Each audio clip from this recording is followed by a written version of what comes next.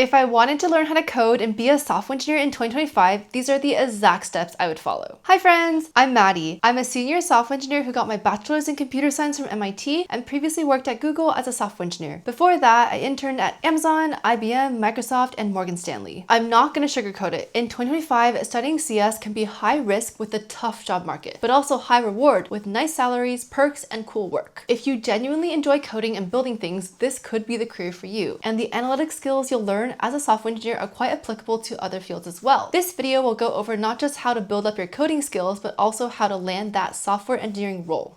First, let's talk about university education. In 2025, if you can afford to go to university and get a CS degree, I absolutely recommend doing it. While it's true that self-taught programmers can succeed, I've worked with so many great ones, having that degree still opens doors, especially for your first job. Employers often use degrees as a filtering mechanism when they're overwhelmed with applications. I'm sure you've seen many of those LinkedIn listings getting hundreds of applications within the first few minutes. A comp sci degree also provides structured learning that covers foundations self-taught developers may miss, like algorithms and computer architecture. As the added bonus, universities offer networking opportunities, job fairs, internship connections, and that all-important credential that can help your resume survive the first screening. That being said, I understand college isn't accessible to everyone due to financial constraints or other circumstances. If that's your situation, don't be discouraged. The skills to build that we'll discuss are even more crucial to actually succeed in the job. If you're an absolute newbie coder, I recommend starting with either JavaScript or Python. They're both versatile, widely used, easy to learn, relatively speaking, and have massive support communities. I'll caveat this by saying that I once had dinner with a few of my MIT CS professors who were adamant that starting with a low-level language like C was the best first language. But honestly, I think that if I had to start off writing C or, God forbid, assembly, I would probably not be a coder today. If you want to learn comp sci fundamentals or are interested in data science, AI, or machine learning, Python is your best bet. It has incredible libraries for those fields and its syntax is very readable for beginners. On the other hand, if you're more interested in web dev, JavaScript is the natural choice. It is the language that the web was built on, and with frameworks like Node.js, you can use it for backend development too. It has issues for sure, but that's a topic for another video. Honestly, you can't go wrong with either choice. Both languages are heavily used in industry, have tons of learning resources, and importantly, they're the languages AI coding assistants are best trained on, which brings me to my next point, learning with AI. This is where learning to code in 2025 is radically different from even a few years ago when I was a comp sci student. AI tools like ChatGPT, Gemini, Claude, and Copilot have completely transformed how beginners can learn. Think of AI as your personal tutor that's available 24/7, never gets tired, and can explain concepts in multiple ways until you understand them. Let me show you how I would use AI to learn coding concepts. Let's say I'm struggling with understanding JavaScript promises. Here is how I would structure my prompt. You are an expert JavaScript developer teaching a first-year uni student who is a coding beginner. Explain JavaScript promises in simple terms. First, give a brief explanation, then show a basic code example, and finally explain how promises relate to real-world scenarios. Include common pitfalls beginners make when working with promises. This prompt structure works because it establishes who the AI should be, an expert, and who you are, a beginner learner. It clearly defines what you want to learn. It specifies the format you want the outputted information in. It asks for practical applications and common mistakes. The most important thing when using AI to learn coding is to actively use it. Don't just read the responses. Take the code examples, put them into your own IDE, run them, modify them, break them, and fix them. If something doesn't work or you don't understand,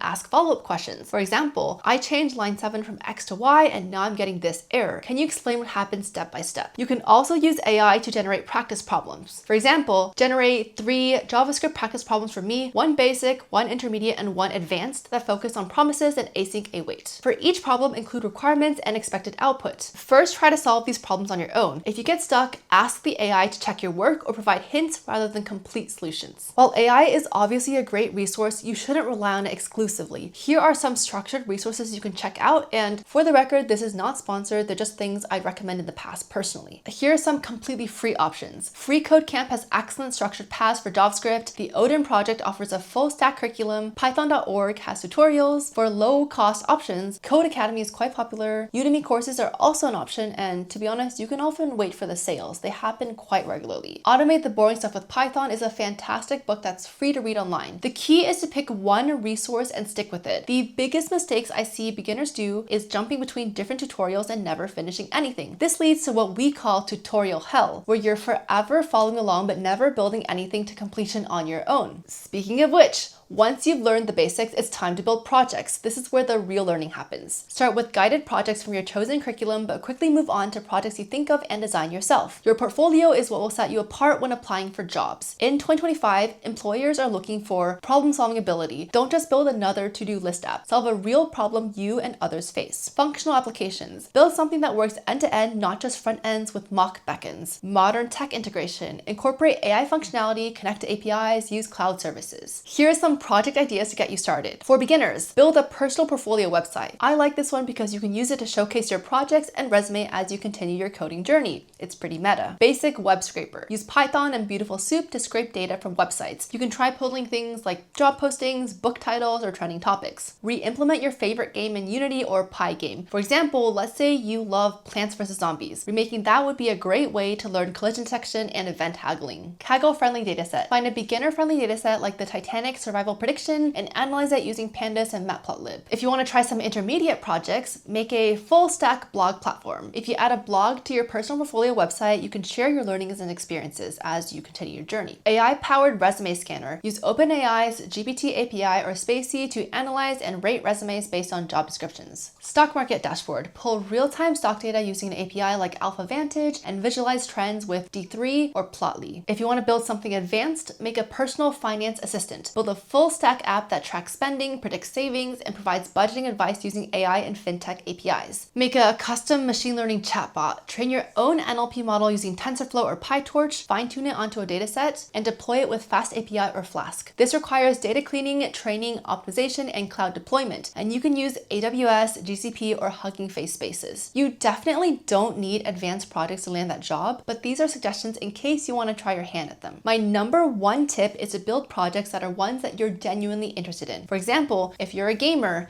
build something that helps your gaming experience. If you're into fitness, make a fitness tracker. Besides projects, something else that is often overlooked is getting familiar with the software engineering workflow fundamentals. This is, to be honest, less important for the interviews, but it's actually so much more useful day to day in your coding life as a software engineer than learning how to reverse a linked list or implement DFS. Here's what you should know. Get comfortable with version control, specifically Git and GitHub. Create a repository for each project and commit regularly. Some companies use other systems like Mercurial, but the fundamentals are mostly the same. Next, learn how to write test cases and basic testing for your code. I know tests are probably most software engineers' least favorite part of the job, but it is so important to be able to modularize and unit test your code and think about how your whole data flow and system comes together. Trust me, knowing how to write good tests will save you from breaking prod, not always, but hopefully most of the time. Learn how to deploy your applications with systems like Vercel, Netlify, or Heroku. Understand how to set up CI, CD pipelines, and work with cloud services like AWS, Azure, or Google Cloud.